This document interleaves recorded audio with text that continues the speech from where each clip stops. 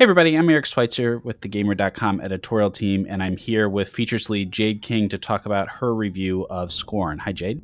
Hello. So I think the first thing that we should explain is that Scorn probably isn't the game a lot of people are going to think it is. It has a very Doom aesthetic, but it's not much of a shooter, and in fact, you spend most of the game totally alone, right? Yes, it's in terms of the pace and the atmosphere, it's more similar to something like Amnesia, The Dark Descent, or Alien Isolation. The focus is on exploration and puzzle solving, and combat is often seen as a last resort. Or for me, whenever there was a combat situation, I was always in the mindset of I need to get away from this because I'm very afraid. And if this thing hits me a couple of times, I'm totally dead. But I don't think it's a traditional shooter. What we're watching right now is from the very beginning of the game, and this should give you an idea of the atmosphere. It's very H.R. Geiger. I think that's obvious. But how else would you describe it? I feel like it would be uncharitable to say this game is just trying to pure shock value.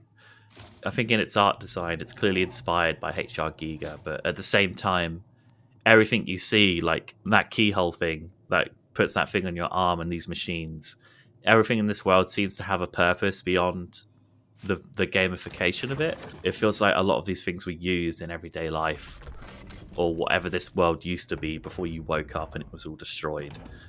They could have easily just turned this into, oh, it's H.R. Giger, look, it's full of all of the usual erotic symbolism and religious stuff that you'd expect from that kind of aesthetic, but part of me feels like it goes beyond that and it tries to tell a story, but at the same time wants you to work all of that out for yourself.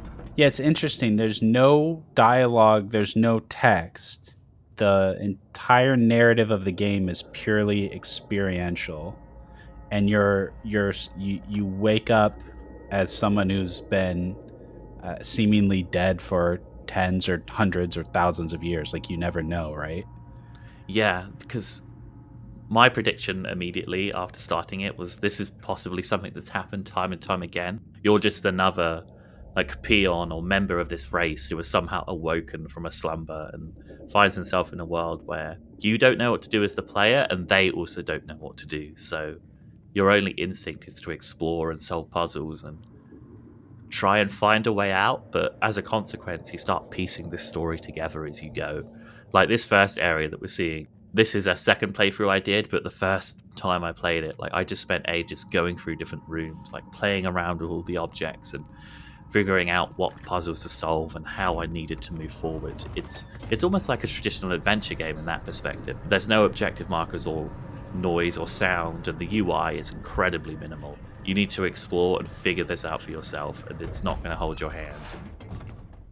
Yes, God, I like this game, I think.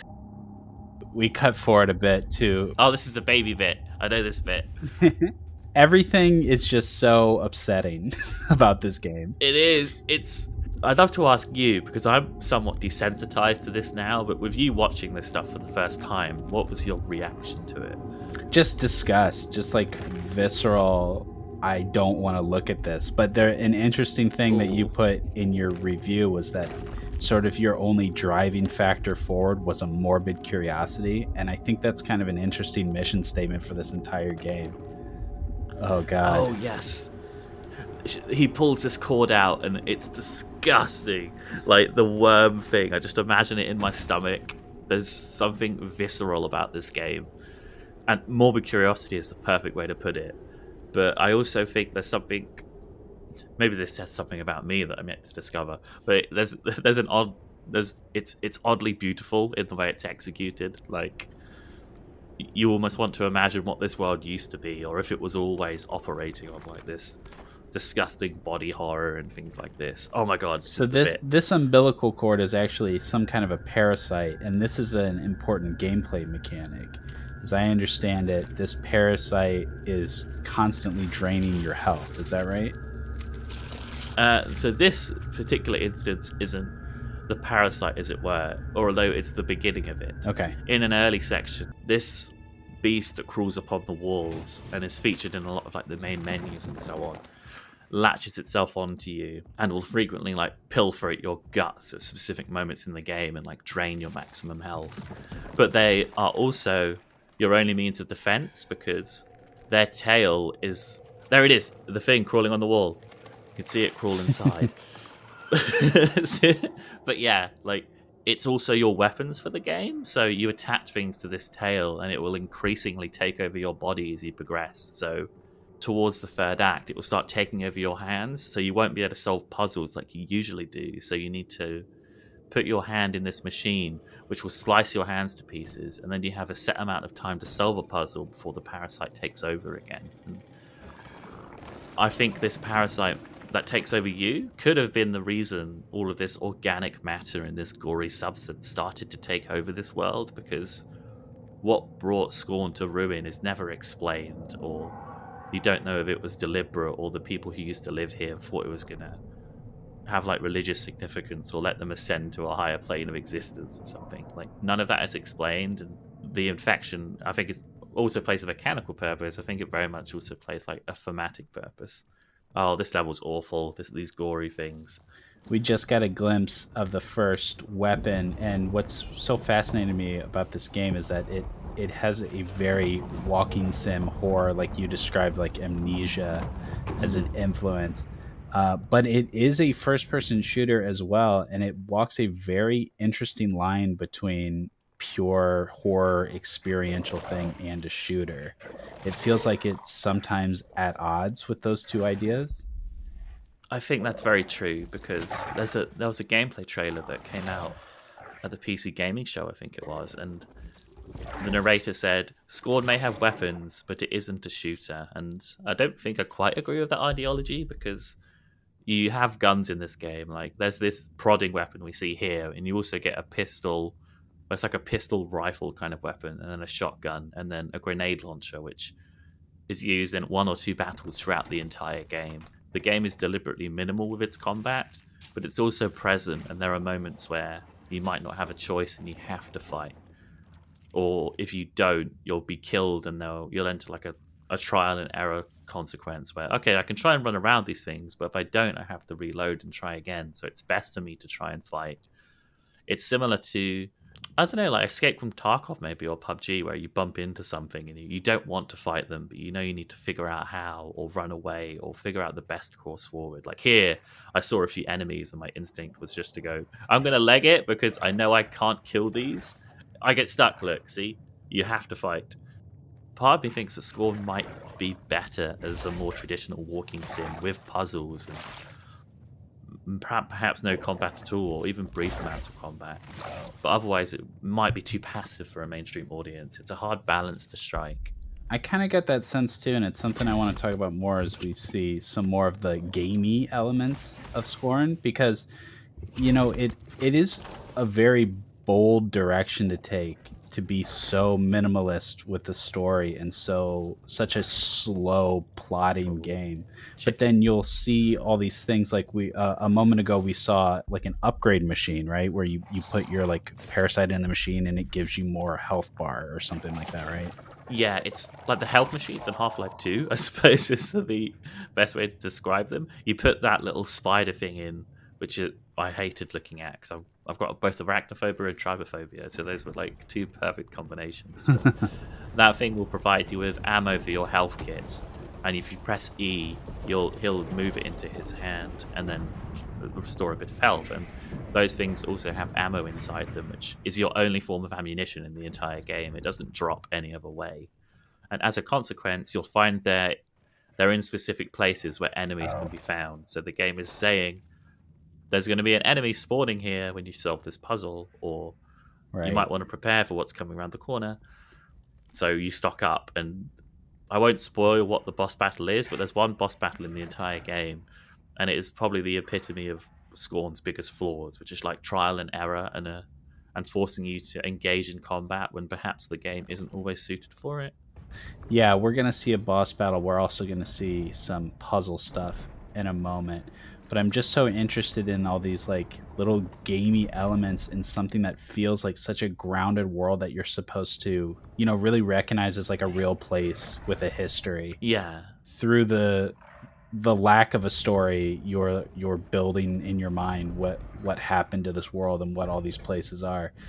But then also it's just like, here's your ammo, here's your upgrade stations. Yeah, I think that's one of the biggest flaws in my review, I think, because there are a lot of puzzles in this game, and many of them will boil down to trial and error puzzles where you're trying to connect certain things. I think there's one coming up here. I think here first you're about to pick up a new gun, right?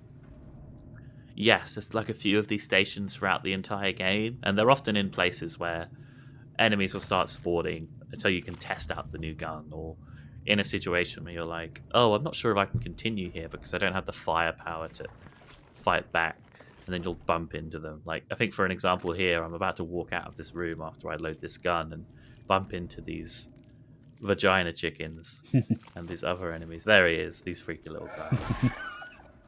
But this was my favorite gun in the game because it's fast, it's relatively powerful, but there are so many situations where, like, this thing here spits acid, but you can't really dodge the attack. You kind of just have to tank it and hope you don't die. Same with these things. Like, if you're not fast enough to get out of the way. And I think we'll come to one of the first puzzles here, which, as you mentioned earlier, there are a lot of elements in Scorn's world which are kind of gamified in a way that takes you out of the experience sometimes. Even more so because so much of the world feels natural. Like, I spent ages on this puzzle because I'm terrible at it. And also, the game doesn't really do a very good job of telling you how to solve it, which is both an effective, like, conveyance of atmosphere and also, like, a flaw in some of its design. Because you have to do this puzzle 3 times and it's harder each time. Do you think that the puzzles and how obscure they are is the weakest part of this game? I think so. I thought that was the most frustrating part for me because exploring the world and figuring out the story and putting together like what happened to this place in my head was really enjoyable, but whenever I bumped into a puzzle that essentially acted as a hurdle that I needed to solve before I could move forward, and the puzzles weren't rewarding or teaching me more about the world or making me a better player, they just felt like logic experiences that were there for the sake of making the game longer. And I would almost rather there be an alternative or they'd be missing altogether, because otherwise it's just not that satisfying. And you can tell they had a story or a world they wanted to make, and then they realized they also needed to make it into a video game. Then when you run into stuff like this, and it just feels like every time you turn a corner, you don't know what kind of unbelievable, freaky stuff you're going to run into. There's so many instances like this where you're stopped in your tracks because you're like, oh, what's happening? That's disgusting. And also, like, you can see there's almost like a reproductive system here. Like that larger one was spawning off smaller creatures. And you get the impression that a lot of the enemies in this world that you see almost want to remain undisturbed. Like, you're an intruder and this new ecosystem was formed in the wake of this, like, apocalypse. And you're pilfering with it in a way that's perhaps not welcome.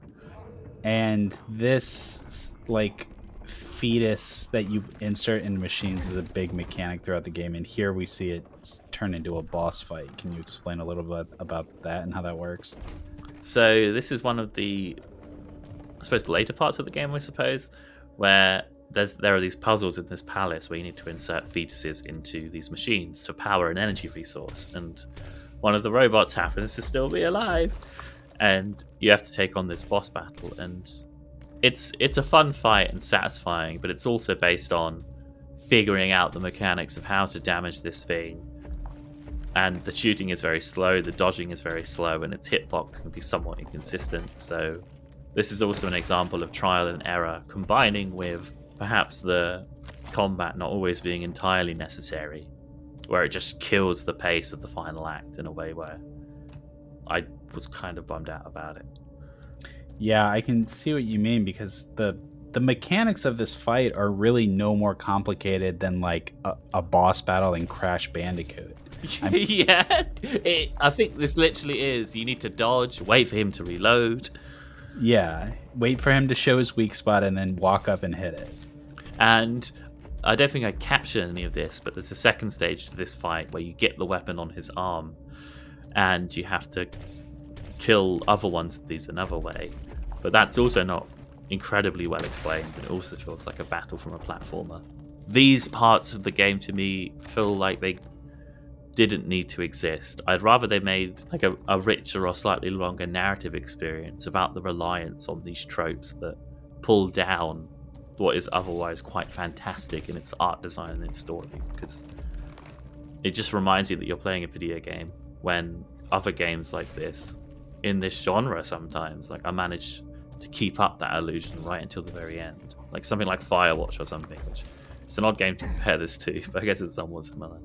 The first shot of this game I saw sold it for me. I am just so bought into this aesthetic, and so it's easy to look past its flaws because I just want to walk around in this like disgusting world and see all these meat monsters.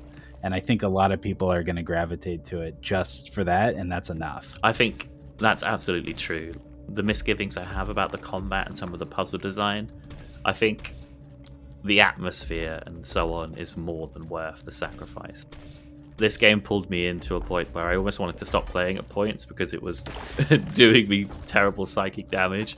I was almost like, oh my goodness, like, this game is so morbid and disgusting. Like, I was sharing screenshots on Slack and with our colleagues at the game, and people were like, what are you playing? Like, how does this game even exist?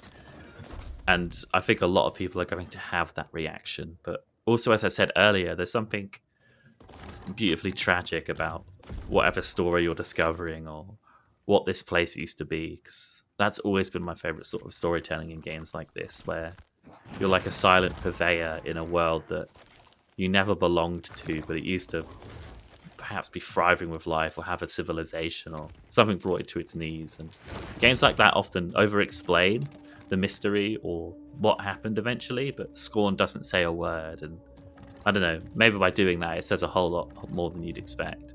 I think we should wrap it up. Jade, tell us what your review score is. I gave this 4 out of 5, and you can read the full review over on thegamer.com. That review will be linked down in the description. Thank you so much for watching. Don't forget to like, subscribe, and hit that bell, and visit us over on thegamer.com. That's The Gamer, no space.